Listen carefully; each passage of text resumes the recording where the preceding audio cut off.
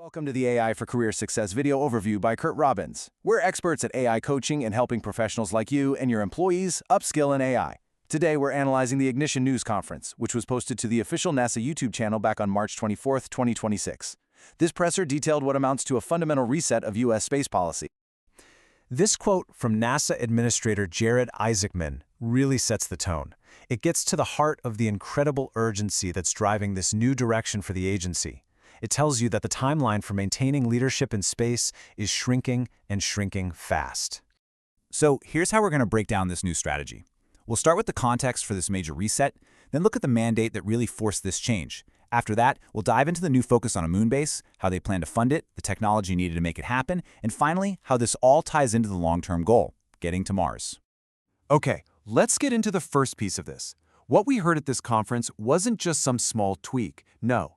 It was a significant course correction for the entire agency, and it's a direct response to the goals laid out in President Trump's national space policy. And that brings us to the core issues that made this kind of pivot completely unavoidable. You see, the agency was really facing a perfect storm of pressures that just demanded a whole new way of thinking. So the central question is, why was such a dramatic, and as one reporter called it, wrenching, change actually needed? Well, the answer comes down to a mix of both internal and external pressures that had really hit a boiling point. The administrator was quite frank about the challenges. First, you have a long history of major budget overruns and schedule delays, which have been documented in one OIG, that's Office of Inspector General, report after another. Second, there's the absolutely unavoidable end of life for the International Space Station. That sets a hard deadline. And third, you just have the sheer pace of international competitors, which has been accelerating. So the main takeaway here is that this wasn't really a choice, it was a necessity. As Administrator Isaacman put it, they reached a point where they simply had to acknowledge the problems and make a serious course correction to get these key programs back on track. The solution they presented is a pretty decisive shift in focus. The new centerpiece, the core of NASA's human exploration strategy, is now the establishment of a permanent, sustainable base right on the lunar surface. And this slide really shows you the before and after. The old plan was all about the Gateway, an outpost that would orbit the moon. That's now been paused. The new priority is an enduring base on the surface itself.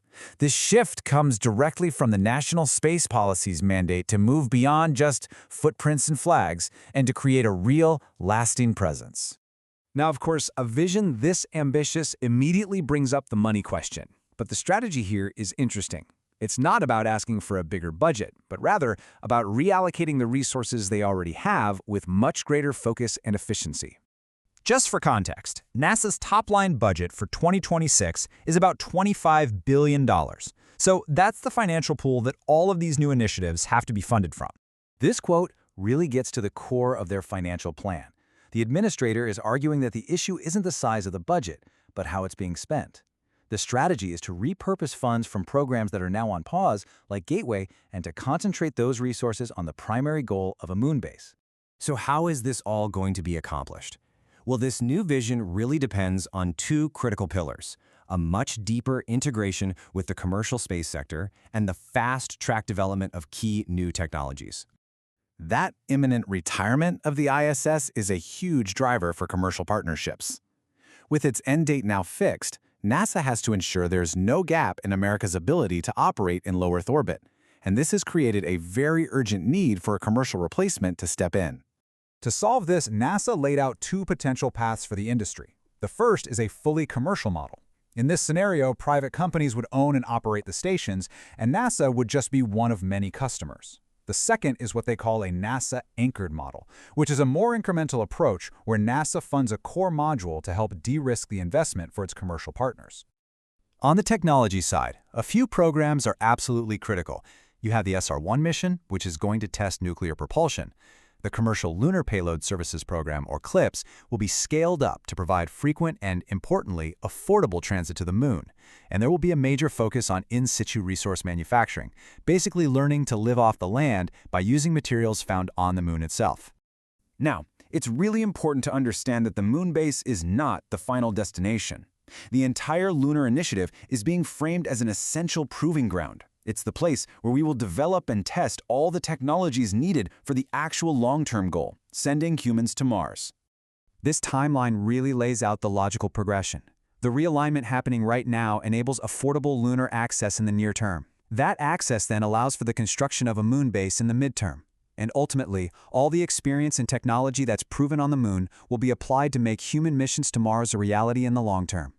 So there's no doubt this new strategy is ambitious. It's designed to be agile and to work within fiscal realities. But the ultimate question still hangs in the air.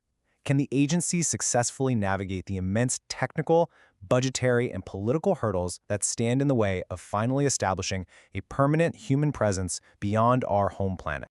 Thank you for watching. This is where we teach you AI and help you get smarter than your competition. If you like these videos, use the QR code at the beginning of this video to buy us a coffee or hire us to coach you or your employees in AI. Please subscribe to the AI for Career Success YouTube channel and like, comment, and share to help us reach a wider audience.